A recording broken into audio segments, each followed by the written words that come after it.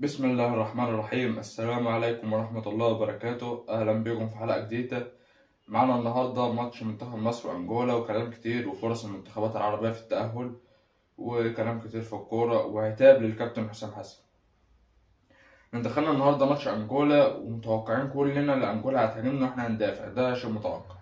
متوقعين إن حسام حسن هيغير التشكيلة، وده حاجة متوقعة، وإحنا هندافع وهم هيهاجموا وهم يضغطونا طول الماتش.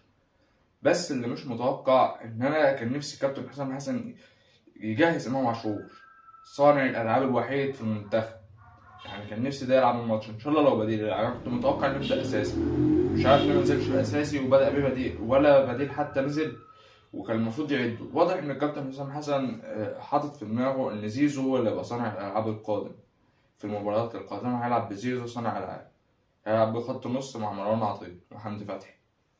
انما امام عاشور واضح انه هيبقى بديل في المباريات القادمه. يعني كنت تجهزه. يعني دي حاجة مش مفهومة برضه.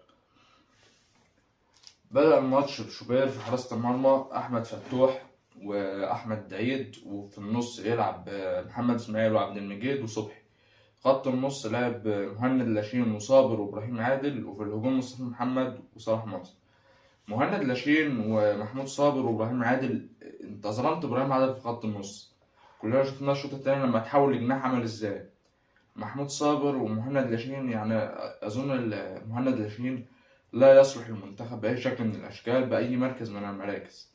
إن مهند لاشين كان مختفي النهاردة طول الماتش، ما شفناهوش ولا باص حلو ولا دفاع ولا هجوم ولا حول ولا قوة إلا بالله.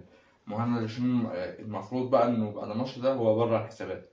محمود صابر هو ما كانش حلو، بس هو يعني ممكن لو اتزنقنا ينزل بديل. انما هو في العموم محمود صابر ومهند لاشين الاتنين دول لا يصلحوا.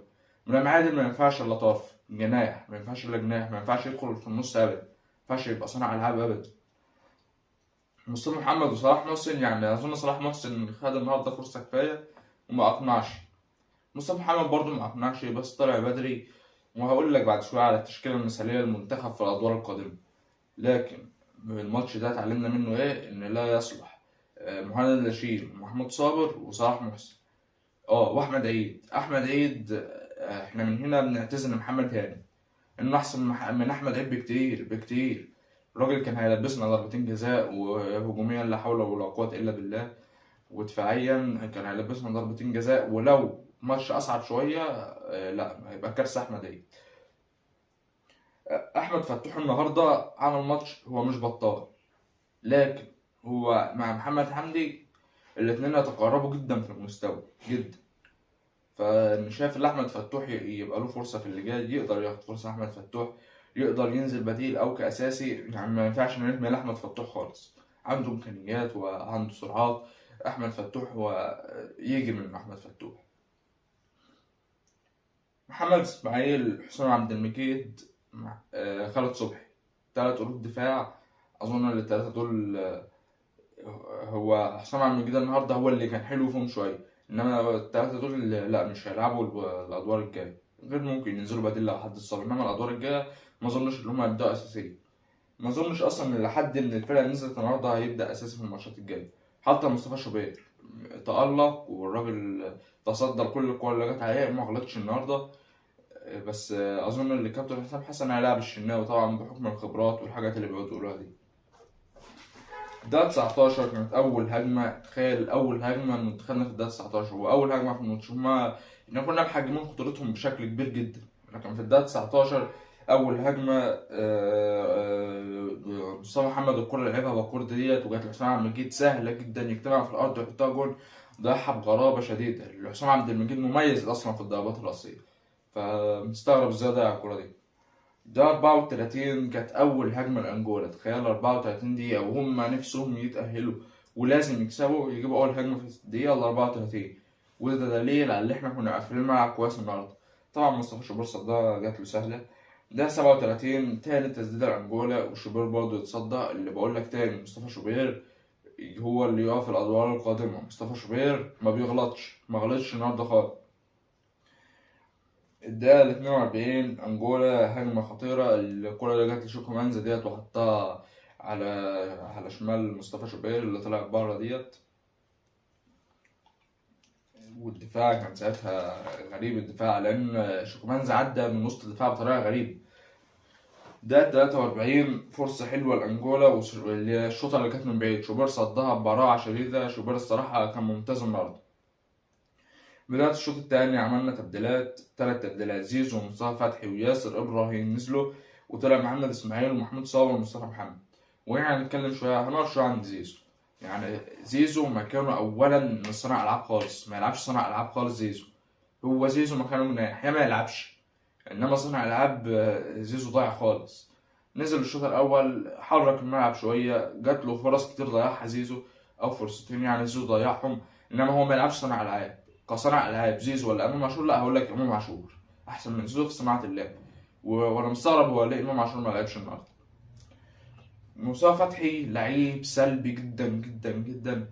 مصطفى فتحي بياخد الكورة، مفيش اختراقات، مفيش باصات مفاجأة، مفيش نقطة لجوه يسدد. لا، مصطفى فتحي أظن برضه إنه هيبقى خارج الحسابات في ظل وجود على الجناح عندك زيزو وصلاح. ياسر إبراهيم نزل، طلع محمد إسماعيل ومحمود صابر ومصطفى محمد. اللي أظن محمد إسماعيل ومحمود صابر مش هيبقى لهم دور في الماتشات الجاية. مصطفى محمد أظن اللي هيبقى فيرود، سواء أساسي أو بديل بقى. ده 50 برضو أنجولا تستمر في التسديدات، تسديدة حلوة مصطفى شوبير شالها. ده 53 فاول حلو أوي أوي، والعارضة حرمتنا من عارضة، أنقذتنا من جول لأنجولا. كانت فرصة خطيرة جدا جدا، جت العارضة وطلعت ضربة مرمى. ده 62 طلع مهند لاشين المختفي للإصابة، ونزل محمد شحاتة، اللي محمد شحاتة سيء جدا جدا جدا. محمد شحاتة جات له كورة يا راجل، الواد في نص ملعبنا لوحده ومعاه خيارات كتير، قام جاب مباصات بره، مش فاهم عملها ازاي دي. محمد شحاتة أظن أيضا إنه يا بديل يا عمره ما يبدأ بيه.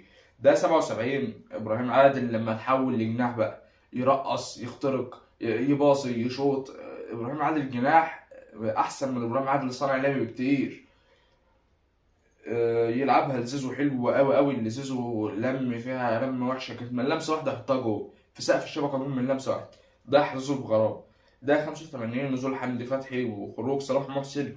حمدي فتحي تحرر من الادوار الدفاعيه، طلع نزل في مركز 8 أو 6 و8، كان ما بين 6 وما بين 8 كده، شوية 6 شوية 8. أول ما نزل شاط واحدة حلوة، عدد من فوق العارضة حلوة ممتازة الصراحة من حمدي فتحي. تقييم اللعيبة النهاردة: محمد شوبير في حراسة المرمى 10/10، ما غلطش شوبير، وده كفاية إن الحارس يقعد ما يغلطش، هي دي حراسة المرمى. إنما الشناوي كان ممتاز وهايل في ماتش جنوب أفريقيا، بس ماتش زيمبابوي يقلق. أنت بقيت تقلق لو كرة شاطت على الشناوي، بالرغم من إنه استعاد مستواه، وأنا كنت أشوف إنه يبدأ أساس النهاردة بما إنه استعاد مستواه علشان يتنيه ثابت على المستوى بقى. إنما أظن معرفش الحركة دي هتعمل إيه في الشناوي يعني.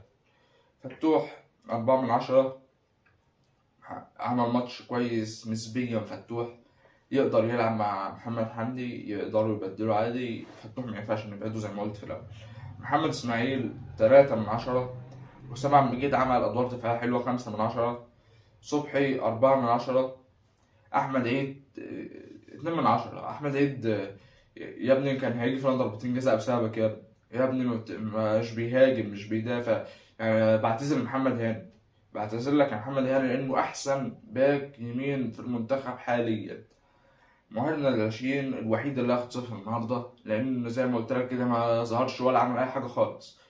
محمود صابر ياخد 2، ما ظهرش كتير لكن خامة كويسة محمود صابر. إبراهيم عادل ياخد 4/10 على الشوط التاني، على لما تحول لجناح، إنما الشوط الأول ياخد 0. مصطفى محمد ما عملش أي حاجة تذكر. مصطفى محمد ياخد 1/10. صلاح محسن ياخد 1/10. صلاح محسن مش مقنع. صلاح محسن مش مهاجم منتخب مصر. صلاح محسن مظنش إنه هيبدأ الماتشات الجاية. نيجي للتشكيلة اللي أنا شخصيا نفسي نلعب بيها بقى في الأدوار الجاية. غالبا غالبا غالبا هنقابل منتخب بنين، غالبا ماتش هيبقى حلو برضه مش وحش. منتخب بنين منتخب سهل في المتناول مش صعب. التشكيلة اللي المفروض نلعب بها بقى في الأدوار القادمة ونثبت، واضح إنه كان بيثبت النهاردة، واضح إن التشكيلة ثابتة. خمسة في الدفاع، 2 3. دي واضح إن هي التشكيلة اللي هتلاقيها موجودة. نفسي يلعب شوبير في حراسة المرمى، بس هو هيلعب بالشناوي. ما علينا. خط الدفاع رامي وياسر وحمدي فتحي ينزل كديفندر يدافع ويهاجم في نفس الوقت. حمدي فتحي في الهجوم يتقدم شوية، في الدفاع يبقى ورا. أدوار الدفاعية اللي بياخدها حمدي فتحي هايلة الصراحة، كان عاجبني حمدي فتحي في ماتش جنوب أفريقيا. محمد هاني طبعا على اليمين، محمد حمدي على الشمال أو فتوح، الاتنين زي بعض. مروان عطية في نص الملعب، وجنبه يبقى إمام عاشور، اللاعب الوحيد اللي يقدر يربط بين الدفاع والهجوم. إمام عاشور حلقة الربط بين الدفاع والهجوم. إمام عاشور يا كابتن حسام، إمام عاشور يا كابتن حسام. خط الهجوم هيلعب بمرموش وصلاح ومصطفى محمد، وده اللي نفسي يعمله. يعني نفسي يلعب مصطفى محمد راس حربة صريح، يبقى نلعب براس حربة صريح. مرموش لا يجب أن يلعب رأس حربة، ما ينفعش تحط مرموش راس حربة خالص خالص خالص، انت كده بتظلم الولد. المجموعة خلصت، مجموعة منتخب مصر كل المنتخبات لعبت مبارياتها. منتخبنا أول ب7 نقط إليه جنوب أفريقيا اللي كسبت زيمبابوي 3-2 النهاردة. جنوب أفريقيا صعدت ب6 نقط. مجموعة كما هو المتوقع. الصراحة أنا توقعت قبل المجموعة اللي إحنا هنصعد تاني، كنتش متوقع إن إحنا هنكسب جنوب أفريقيا. منتخب أداء رجولي، أداء ممتاز من حسام حسن تكتيكيا، خصوصا في مباراة جنوب أفريقيا الشوط الأول. الشوط الثاني دفعنا دفاع حلو، مطلوب مننا لاعب طبعا أكيد هندافع.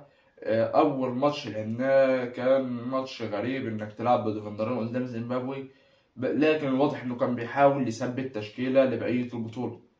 فلعب قدام زيمبابوي اللي هو بالتشكيلة ده عشان يبني تشكيلة، يثبت تشكيلة. اعتبر عليه إنه ما ثبتش التشكيلة من أول لما مسك خالص. كنا كل ماتش اللي بيجرب في لاعب، ده اعتبر على حسام حسن، انما المفروض كان يثبت التشكيله من الاول خالص.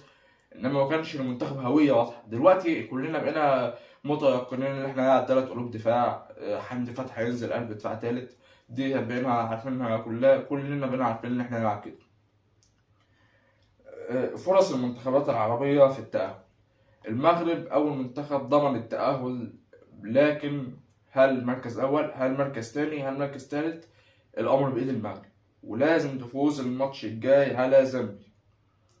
لو فازت هيبقى معاها، لو زامبيا لازم تفوز على زامبيا، لان لو زامبيا فازت الماتش ده هيبقى معاها 5 نقط، المغرب 4. وغالبا المالي هتفوز على جزر القمر وهيبقى معاها 5. فمنتخب المغرب هيتأهل كثالث ليواجه منتخب مصر في الدور 16 القادم. فلازم المغرب لا بديل عن ال3 نقاط او التعادل عادي. تعادل ممكن يتأهلوا كمركز تاني. تونس لازم تفوز أو تتعادل. تونس لم تحسم أمرها بعد. تونس محتاجة 3 نقط أو نقطة وحيدة على الأقل، على الأقل تتأهل كأحسن ثالث. إنما تونس كما هي معاها 3 نقط، ما أظنش إنها هتتأهل إلا لو حصلت مفاجآت في مجموعة تونس.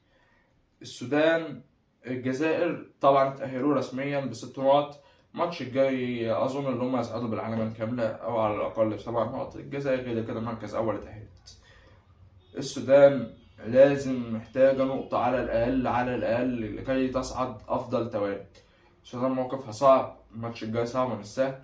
لازم تفوز أو تكسب، لازم تتعادل أو تكسب المباراة، لأنها محتاجة تصعد كأفضل توالت أو كأول مجموعتها أو كتاني حتى.